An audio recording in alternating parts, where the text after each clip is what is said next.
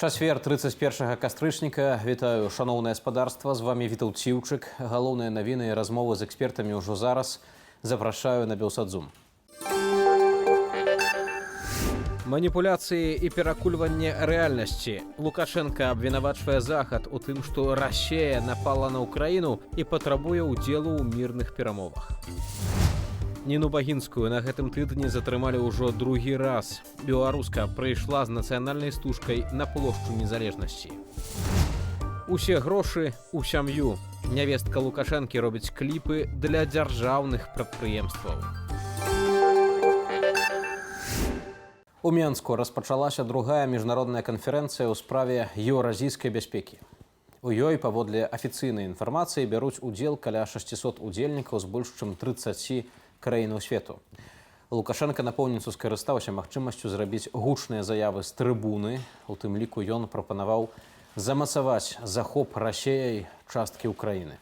Не абышлося і без крытыкі Захаду. Узурпатар абвінаваціў ЗША і розныя міжнародныя інстытуты ў няздольнасці быць глобальным апірышчам для ўсяго свету. На ягоную думку, сёння ў свеце не працуюць аніякія міжнародныя дамовы, нават наконт нераспаўсюду ядравай зброі ды стратэгічных наступальных узбраенняў. Уведзеныя адносна Беларусі санкцыі Лукашенко назваў бандытызмам. Што да Украіны, узурпатар заявіў, што Менск у абавязковым парадку мусіць быць за сталом перамоваў. Сярод астатніх удзел у канферэнцыі ў Менску бярэ міністр замежных справаў і вонкавага гандлю Вугоршчыны Петар Сіярто. Падчас свайго выступу ён крытыкаваў парадкі ў Еўропе, маўляў, там вельмі нізкі стандарт палітычных дэбатаў. Што азначаюць заявы ўзурпатара, чаму ў Менск прыехаў міністр замежных справаў Вугоршчыны і наколькі магчымыя нейкія мірныя перамовы? Мой калега Руслан Ігнатовіч паразмаўляў з вядомым украінскім журналістам і палітычным аналітыкам Віталём Портнікавым. Гаспадар Віталь, у Менску сёння праходзіць другая міжнародная канферэнцыя па еўразійскай бяспецы. На ёй Александр Лукашенко традыцыйна выказаў шэраг абсурдных заяваў, пасля чаго абвясціў, што Беларусь павінна прысутнічаць на перамовах паміж Расіяй і Украінай. Вось такой пазіцыяй, якая сёння ёсць у Александра Лукашэнкі, ці будуць яго за гэтым сталом чакаць Кіеў і прадстаўнікі заходніх краінаў? Давайте почнемо з того, що ніяких перемовин між Росією і Україною не відбувається. І ніяких передумов для цих перемовин також немає. Тому мені взагалі не зрозуміло, про що ми маємо розмовляти. Якщо колись, я не знаю коли, через якийсь час, в 20-ті роки, в 30-ті роки, перемовини відбудуться, то, звичайно, присутність на них очільника Білорусі, буде це Лукашенко, чи це вже буде інший якийсь лідер, буде пов'язана з тим, наскільки ця людина може займати позицію посередника. У 2014 році Лукашенко ще міг грати в таку позицію. Зараз ми прекрасно розуміємо, що він людина, яка не розпоряджається навіть суверенітетом власної країни. Так що я думаю, що всі ці заяви Лукашенка також пов'язані з тим, що він, як і багато інших, усвідомлює всю безперспективність перемовин між Росією і Україною, тому може робити абстрактні заяви, не дуже цікавлячись їхнім результатом. Вось тым не менш, ён там кажа, што ён нібыта з нейкімі заходнімі прадстаўнікамі нейкія перамовы праводзіць. А увогуле, вось чаму для яго гэта важна? Чаму ён пра гэта кажа? Хто з'яўляецца канчатковым бенефіцыярам гэтых меседжаў? Я думаю, що ніхто. Йому потрібно просто виглядати людиною, яка є гравцем на міжнародній арені. Що взагалі не пов'язана з ніякою реальністю вже багато років поспіль. Так що я взагалі не думаю, що треба звертати увагу на те, що він говорить. При гэтым таксама пра канкрэтны удзел у перамовах, якія маглі бы адбыцца ў будучыні паміж Расіяй і Украінай, кажуць і прадстаўнікі дэмакратычнай беларускай апазіцыі. Тут я перадусім маю на ўвазе аб'яднаны пераходны кабінет на чале са Святланай Ціхановскай. Вось ці магчыма гэта? Це взагалі не треба коментувати. Ви ж розумієте, що це поза кордонами реальної політики. А ці можете ви, якби ширей свою думку тут розгорнути? Що колись перемовини між Росією і Україною будуть відбуватися? Двосторонні перемовини чи перемовини через посередників. Це будуть перемовини між очільниками двох держав, які контролюють території власних країн. Яке має тут відношення уряд країни, яка Ну, я не знаю навіть, як це прокоментувати. Слухайте, це настільки все дивно, що в мене просто голова не працює в цьому напрямку. Ну, я не знаю, як вам це пояснити. Ну, немає сам Лукашенко, який знаходиться у Мінську, не контролює суверенітет власної держави. Але білоруська опозиція нічого не контролює тим більше. Про що можна розмовляти із представниками еміграційних політичних сил, які не мають жодного впливу на ситуацію у державі, в якій навіть власне керівництво не має впливу на ситуацію? Як взагалі, чому вони взагалі мають бути за столом якихось реальних міжнародних перемовин, де буде йти мова про розведення військ, припинення вогню? Скільки у них, я вибачаюся, можливостей вплинути на той чи інший розподіл перебіг ситуації? Їм треба подумати, що Білорусь не втратила суверенітет в найближчі роки. Оце їхня задача. Якщо вони взагалі можуть на це вплинути. Знову таки, ну я не знаю, я не здатний такі речі коментувати. Разумею вас. Разам з тым, на гэтай канферэнцыі лукашэнкаўскі міністр замежных справаў Максім Рыжанкоў гаворыць на палях гэтага форуму пра нейкую глобальную большасць, якая выступае за навядзенне шматпалярнага парадку. Вось ці сапраўды рэжым Лукашэнкі гэта частка глобальнай большасці, як яны сябе гэта ўяўляюць. І хіба тут рознае галасаванне нават у ААН не паказваюць, што менскі рэжым насамрэч знаходзіцца у меншасті? Це теж не має ніякого значення. Це те пов'язано з тим, що вони там переїхали, Лукашенко був на БРІКС. БРІКС себе оголошує більшістю. Це не питання голосування Організації Об'єднаних Націй. Тому що голосування, скажімо, пов'язані з Україною – це одне, а от БРІКС для них – це абсолютно інше. І коли вони говорять про БРІКС і про порядок про БРІКС, вони виходять з цього, але це теж не має ніякого значення. Знову таки, не звертайте уваги на те, що вони говорять. Ну, ось на гэты форум приехаў міністр замежных справаў Угоршчыны спадар Пётр Сіярта. Ён нават там выказаў спадзеў, што Брусель яго за гэта не асудзіць. Якую сёння ролю грае Будапешт у вайне Расія супраць Украіны і чаму угорскі міністр, ён такі, ну, часты госць у Маскве і у Менску? А це вже пов'язано із маневрами Віктора Орбана, який весь час хоче показати, що є так званий третій шлях. Ти можеш бути у НАТО і в Європейському Союзі і мати хороші стосунки з Росією. Хоча у випадку Угорщини це не хороші стосунки, а спеціально створена самим урядом Угорщини енергетична залежність.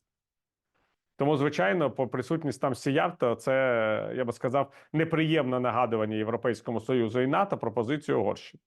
Тому що, звичайно, міністр закордонних справ країни Євросоюзу і НАТО в столиці країни, президент якої не може вважатися легітимним тими самими структурами, до яких входить Угорщина, це неприємно.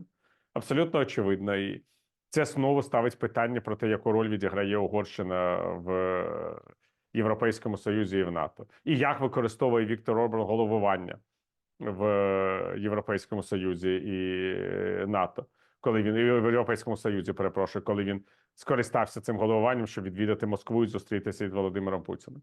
Але, знову-таки, ніякого реального впливу на події всі ці поїздки не мають. Набагато важливіше, коли Угорщина намагається блокувати європейську євроатлантичну інтеграцію України. Ось це проблема, але ми просуваємося тут шляхом якогось порозуміння з Будапештом. Президент України говорить, що у нас буде двосторонній навіть якийсь договір з Угорщиною незабаром підписаний, який, може, зніме певні проблеми у наших стосунках. Я вважаю, що це набагато важливіше, ніж оці їхні, я б сказав, демонстративні подорожі на лінії Мінськ, Москва, Пекін. На гэтай канферэнцыі выступаў і міністр замежных справаў Расіі Сергей Лаўроў, і ён як бы так недвухсэнсоўна даў паняць Захаду, што Расія не гатова ні да якіх перамоваў. У прыватнасці ён згадаў снежань 2021 года, калі Пуцін вымагаў ад краінаў НАТО вывесці свае войскі на межы 1997 года. Вось пры такой пазіцыі Масквы ці гатовы з ёй размаўляць Кіїв і заходнія партнёры Украіны? Так я вам ще раз поясню. Проблема не в тому, на що готова Захід до України. Проблема в тому, що Росія не збирається ні з ким розмовляти. І ці слова Лаврова, мені здається, це ще раз довели. І што тады ў гэтым выпадку рабіць Україні? А у України немає ніякого виходу. Наступні роки – це роки виснажливої війни. І цю війну на виснаження Росія буде продовжувати. Україні потрібно в цій війні вистояти і боротися за виснаження агресора. 20-30 роки для України – це роки непростих випробувань. Ну, калі вось улічыць зараз цяжкую сітуацыю на фронце, вось, напрыклад, там аналітыкі з дэпстэйту кажуць, што акупанты яны ўжо занялі Сялідава, так, і ёсць там пэўнае прасоўванне на іншых напрамках. І мы бачым, што Захад ніяк не можа ўзяць сябе ў рукі, там няма сучасных рэйганаў. Вось увогуле, ці можа быць так, што Украіна, калі все будзе разгортвацца такім чынам, можа проста прайграць у гэтай вайне? Це війна, в якій завжди хтось може виграти або хтось може програти. Абсолютно очевидно, що якщо Україні не вистачить сил стримати російську агресію, вона зникне з політичної мапи світу, а разом із нею зникне і Білорусь. Не треба навіть сумніватися, що обох цих країн не буде, що їхні території в результаті програшу України стануть просто частиною Російської Федерації. Але поки що я не бачу жодних передумов для того, щоб у Росії вистачило сил на окупацію всієї території України. На відміну від багатьох моїх колег, я, звичайно, уважно стежу за ситуацією на фронті, за ситуацією в Донецькій області, в інших регіонах України, але я завжди кажу, що це не територіальна проблема. Питання не в тому, що відбувається на фронті. Питання в тому, чи є у Росії сили чи ні, окупувати всю територію України і знищити українську державність. Якщо у Росії таких сил немає, все інше не має жодного реального значення, окрім того, що ми втрачаємо наших громадян, які гинуть на фронті, які виїжджають з країни, які втрачають здоров'я, це має значення. А все інше значення немає. Якщо українська держава буде існувати в тих кордонах, які нам вдасться захистити упродовж наступних років війни, Україна стане членом НАТО і Євросоюзу, відбудується на цій території, яку вона буде контролювати, і буде боротися у наступні десятиріччя, можливо, це для цього буде потрібно 20, 30, 40 років, за відновлення своєї територіальної цілісності. Це такий довготривалий процес і задача для наступних генерацій українських громадян боротися за відновлення територіальної цілісності, будувати стосунки складні з Росією, щоб Росія ніколи не забувала про свою роль окупанта і агресора, боротися за виснаження Росії, навіть якщо буде мир. Тобто це все задача на майбутнє. Дякую вам вялікі за гэтую размову. Гэта быў украінскі журналіст Віталь Портнікаў. Дякую, щасливо. Дыпламаты краінаў еўразвязу наведалі Курапаты. Прадстаўнікі заходніх дзяржаваў традыцыйна ўшанавалі памяць ахвяраў савецкага рэжыму напярэдадні дзядоў. Тым часам гэтак званыя сілавікі другі раз за тыдзень затрымалі Ніну Багінскую. 77-гадовая беларуска прыйшла на плошчу Незалежнасці, каб завязаць бело-чырвона-белую стужачку на дрэве каля зачыненага чырвонага касцёлу. У маскоўскім РУС на Ніну Багінскую склалі адміністратыўны пратакол і да суда адпусцілі дадому. Іншыя навіны ў нашым аглядзе. Да чэрвеньскіх санкцыяў еўразвязу супраць рэжыму Лукашэнкі далучылася Швейцарыя і дадаткова ўвяла ўласныя нацыянальныя санкцыі. Швейцарскаму бізнесу цяпер забаронена інвеставаць у кампаніі, што працуюць у беларускім энергетычным сектары. Швейцарыя забараніла імпартаваць з Беларусі каштоўныя металы і выкапні, а ў Беларусь экспартаваць прадметы раскошы, тавары для нафтаперапрацоўчай і прамысловай галінаў. Расія працягвае абстрэл Украіны. Адное дзіцё загінула і 30 асобаў атрымалі раненні ў выніку трапляння авіябомбы ў жылы дом у Харкаве. У 19 шматкватэрных жылых дамах побач выбіла шыбы. Уначы расейцы атакавалі мост праз Днястроўскі ліман у Затоцы. У яго бок акупанты запусцілі 43 ударныя дроны, 2 балістычныя ракеты і 8 авіяракетаў. З іх абаронцы Украіны знішчылі 17 дронаў і 2 кіраваныя авіяцыйныя ракеты. Таксама супрацьпаветраная абарона працавала у Кіеўскай, Чаркасскай, Запорожскай, Днепрапятроўскай, Данецкай і Кіраваградскай вобласцях. КНДР правяла выпрабаванні міжкантынентальнай балістычнай ракеты. Яе запуск адбыўся сёння раніцай з палігону пад Пхеньянам у бок Японскага мора. Ракета ўпала прыкладна за 200 кіламетраў на захад ад вострава Хоккайдо. Паводле Мінабароны Японіі, палёт ракеты трываў рэкордныя 85 хвілінаў на вышыні каля 1000 метраў. Кіраўнік КНДР Кім Чен Ын назваў выпрабаванні адказам ворагам. ЗША і Японія асудзілі гэтыя выпрабаванні. Дональд Трамп сеў у вялікі белы смеццявоз. Гэта для Камалы Хэрыс і Джо Байдена, заявіў кандыдат на пасаду прэзідэнта США. Апошнія дні кампаніі ў Злучаных Штатах разгарэўся так званы смеццевы скандал. Спачатку на мітынгу ў падтрымання Трампа ў Нью-Йорку комік Тэні Гінчкліф назваў Пуэрта-Рыка плыўкую выспаю смецця. Пасля чаго прэзідэнт США Джо Байден адказаў: адзінае смецце, якое там бачыў, гэта ягоныя прыхільнікі. Дональд Трамп адмежаваўся ад коміка, а ў Белым доме патлумачылі, што Байден назваў смеццем не людзей, а зневажальную рыторыку на мітынгу. Нявестка Лукашэнкі Ганна Сялук пашырае свой бізнес. Ейны прадзюсарскі цэнтр, музычная медыакампанія, заняўся відэапрадукцыяй на дзяржаўных прадпрыемствах. Адным з першых свой відэакліп ад нявесткі Лукашэнкі атрымаў беларускі металургічны завод, паведамляюць расследавальнікі бюро медыа. На сваё 40-годдзе БМЗ замовіў у прадзюсарскага цэнтру Ганны Сялук арганізацыю святочнага канцэрту ў Жлобіне, а таксама відэакліп. Ролік «Крепче сталі» здымалі ў цэхах заводу, а ўдзел у ім прынялі артысты, якія супрацоўнічаюць з музычнай медыакампаніяй. Гурт «Коза Ностра», Вікторыя Алешка, Ганна Благава, Андрэй Цямчык і саліст арт-гурта беларусы Валерый Шмат. На канцэрце выступалі тыя ж зоркі і расійскі спявак Нілетто. Акрамя таго, бюро знайшло ролікі вытворчасці Музмедыа Прадакшн і для іншых буйных беларускіх машынабудаўнічых холдынгаў: Белшыны, Магілёўскага аўтамабільнага заводу і Белазу. Музычная медыакампанія – гэта прадзюсарскі цэнтр, намесніцай дырэктара якога з'яўляецца Тацяна Кулакова. Гэта родная сястра жонкі Дзмітрыя Лукашэнкі Ганны, вядомай пад псеўданімам Сялук. Спадарства, з намі на сувязі Ксенія Вежнікоўцава, расследавальніца бюро медыа. Ксенія, вітаю. Вітаю. Калі кажам вось пра гэтае расследаванне, што ўласна вам удалося высветліць? Што такога надзвычайнага у гэтых вось рэчах, якія вы показалі? В принципе, ничего удивительного не произошло. Музыкальная медиакомпания, которая связана с невесткой Лукашенко, более известная широким массам как поэтесса, песенница Анна Силук. Эта компания продолжает набирать обороты, развивать новые сегменты бизнеса, захватывать новые, так сказать, бизнес-территории. И, собственно, они уже запустили свой собственный видеопродакшн и создают контент, и сотрудничают при этом с госпредприятиями. Вось вы кажаце, што захопліваюць тэрыторыі.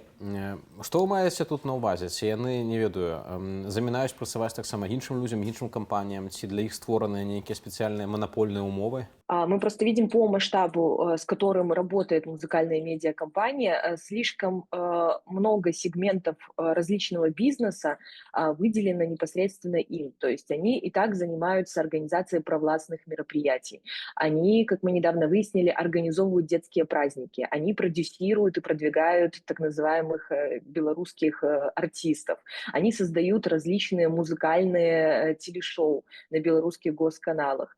Да, то есть и теперь к этому всему добавляется еще и видеопродакшн. То есть вот это вот небольшой продюсерский центр, которым он, казалось, еще был несколько лет назад, разросся в такого огромного спрута, который запустил свои щупальца практически вот в каждый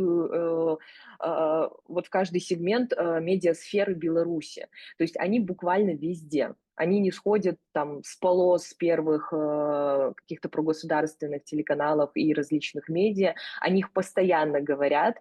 В Инстаграме среди артистов мы тоже видим такую активность. Они активно очень педалируют личность Анны Силук, всячески ее восхваляют. То есть, мы видим, что... Если взять информацию о том, что Анна Силук – это непосредственно невестка Александра Лукашенко, закрадывается, конечно же, мысль, что все это сделано неспроста, и эта монополия создается целенаправленно для получения прибыли конкретной компании. Кроме того, хотелось бы отметить, что 70% этой компании находится в собственности частной фирмы ANSL Production, руководителем и совладельцем на 95% которого является человек, связанный непосредственно с мужем Анны Силук, это Дмитрий Лукашенко, средний сын Александра Лукашенко. И отсюда как бы вопрос, да, непосредственно в чей карман идут доходы. А идут они на 70% вот как раз-таки в карман вот этой частной компании, очевидно. Вось таксама мы цяпер гаворым пра дзейнасць гэтай кампаніі, якая вапертая на творчасці таксама Ганны Сялук, псеўданім Ганны Лукашэнкі. Але можа быць так ёсць, што проста не ведаю. Напрыклад, яны больш нейкія таленавітыя, я не ведаю, больш нейкія прабіўныя. Чаму вось ёсць падставы сцвярджаць адназначна, што гэта ўсё робіцца спецыяльна для таго, каб менавіта сям'я Лукашэнкі мела гэтыя грошы? Начнем с того, что, в принципе, в Беларуси появилась такая практика, что для того, чтобы ты вообще каким-то образом присутствовал вот в этом медиапространстве, да, была придумана специальная процедура легализации Министерством информации, то есть все структуры частные и прогосударственные, которые могут заниматься вот какими-то культурно-зрелищными мероприятиями, вообще присутствовать в медиасекторе, должны пройти процедуру лицензирования и попасть в список благонадежных компаний, с которыми, в частности, какие-то госструктуры, да, могут сотрудничать. Вот. И музыкальные медиакомпании, безусловно, там в том числе присутствуют. Во-вторых, занимаясь расследованиями, столько лет мы немножко как бы видим и понимаем, что когда в какой бы то сфере не присутствовал непосредственно вот тень семьи Лукашенко, это все делается неспроста, это делается конкретно по двум причинам. Первое – это, конечно же, перекладывание государственных денег в карман частной компании, музыкальной медиакомпании. И второе – это, конечно же, пропаганда и воздействие на массы, на белорусскую аудиторию, либо на провластную, которая тяготеет к действующему режиму Лукашенко, либо нейтральной аудитории, которая сомневается, и они всячески пытаются перетянуть ее на свою сторону, темную сторону белорусского режима, потому что мы видим, что контент, который производит музыкальная медиакомпания, он в основном связан как раз-таки с таким оттенком пропаганды, да, то есть патриотичные песни с таким вот убойным саундом, да, которые вот прям слушаешь их и хочется встать и поддержать, пойти защитить родину, поддержать своего президента. Да, то есть это какие-то истории про восхваление лично самого Лукашенко, да, то есть это, безусловно, вот этот вайб патриотизма, он присутствует, и это все тоже сделано очень не глупо и абсолютно не случайно. Патрыятызму, канешне, у многіх выпадках у двукосях, калі згадваць вось гэтую песню там пра Александра і іншыя рэчы. Ксенія, тут такі момант. Вось вы звярнулі ўвагу на тое, што вось ёсць ужо кліп створаны для БМЗ, так, вось для металургічнага менавіта гэтага прадпрыемства. І адначасова вось гэтая кампанія цяпер збіраецца ствараць кліпы і для іншых дзяржаўных прадпрыемстваў. То бок, на вашу думку, гэта зноў-такі звязана, і відавочна, што ёсць нейкая такая замова, каб дзяржаўныя прадпрыемствы плацілі грошы гэтай кампаніі. І атрымоўваецца зноў, што дзяржаўныя грошы зноў асядаюць дзе? Асядаюць у кішэнях сям'і Лукашэнкі. Ну, они не планируют оказывать услуги как видеопродакшн каким-то госпредприятиям, они уже это сделали, да, то есть на сегодняшний день были созданы коммерческие ролики Белазу, БМЗ, Белшине и Могилевскому автомобильному заводу. Я так понимаю, что это пока только начало, возможно, вот эта вот коллаборация между машиностроительными гигантами и музыкальной медиакомпанией, она продолжится.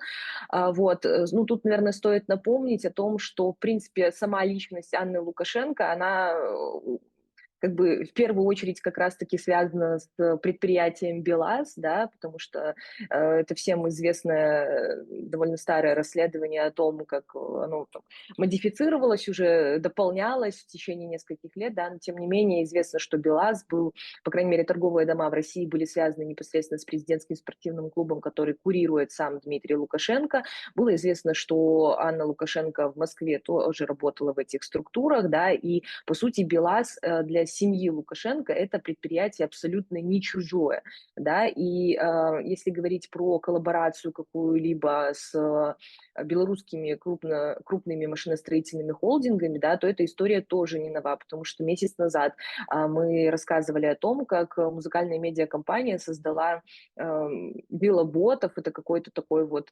бренд, который непосредственно связан с несколькими машиностроительными холдингами, да, то есть это выглядело как такая какая-то нативная реклама, да, именно вот этих предприятий. И сейчас мы видим тоже, что уже вот в области видеопродакшена снова музыкальная медиакомпания связана с этими гигантами, да, то есть складывается такое впечатление, что компания каким-то образом присосалась вот к этому сектору экономики и тянет оттуда государственные деньги. К сожалению, подтвердить пока мы это не можем, потому что всю эту деятельность они не оформляют через какие-то тендерные закупки. Вероятно, это какие-то приватные контракты, которые, естественно, не могут попасть где-то в сеть, мы не можем их найти, посмотреть и так далее, да, и поэтому здесь пока сложно утверждать, зарабатывает ли на этом музыкальная медиакомпания, либо это такая услуга, да, по популяризации вот этих вот холдингов среди белорусского населения. Я думаю, что в период предвыборной кампании, которая полным ходом набирает оборот в Беларуси, это очень даже уместно. Рассказать, как в Беларуси жить хорошо и как Беларусь преуспевает, даже несмотря на санкции. Тут таксама адразу напрошваецца думка, што зразумела, чаму так лукашэнкаўцы баяліся страйкаў у 2020 на прадпрыемствах, на розных заводах, у тым ліку на Белазе і на БМЗ. Ну нічога дзіўнага, калі даходы сям'і ідуць наўпрост з дзяржаўных заводаў. Тут яшчэ адзін такі момант. Вось падсумоўваючы ўсе гэтыя факты, тое, што кампанія Ганны Лукашэнкі, яна таксама мае шоу на тэлебачанні, вось яны зараз робяць паслугі для дзяржаўных прадпрыемстваў, дзіцячыя святы арганізоўваюць і гэтак далей. Ці не выглядае гэта на тое, што проста ёй аддалі як бы цэлую вось гэту такую культурніцкую сферу такіх вось масавых нейкіх імпрэзаў, напэўна, такі водкуп, што вось гэта будзе ейная сфера, і яна будзе гэтым займацца, і адпаведна зноў сям'я Лукашэнкі будзе мець з гэтага даходы. Ну, на мое личное мнение, скорее всего, так оно и есть, потому что если смотреть по мероприятиям каким-то крупным, которые проводит музыкальная медиакомпания, Анна Лукашенко там значится либо там как руководитель какой-то рабочей группы, либо как генеральный продюсер, да, то есть есть понимание того, что всем там заправляет она. Да, как бы все делается с ее отмашки под ее контролем. Вероятно, действительно, эта сфера была отдана ей и, по сути, в том числе ее родной сестре Татьяне Кулаковой, потому что у них, видимо, есть возможность и желание этим заниматься. Связано ли это исключительно с доходом, или они еще таким образом получают бонус в качестве какого-то вот инструмента дополнительного пропаганды? Я думаю, что это, скорее всего, история про то, что как бы и тут хорошо, и там нормально. То есть одним выстрелом двух зайцев. Дзякуй вялікі за гэтую размову. А з намі на сувязі была Ксенія Вязнікоўцава, расследавальніца бюро медыа. Мехіко рыхтуецца сустрэць дзень усіх мёртвых. Мясцовыя жыхары ўжо пабачылі святочную ілюмінацыю і аздабленне. Свята ўваходзіць у спіс нематэрыяльнай спадчыны ЮНЕСКО. Парад на дзень усіх мёртвых – абавязковая частка свята. Паглядзець на яго штогод прыязджаюць тысячы турыстаў.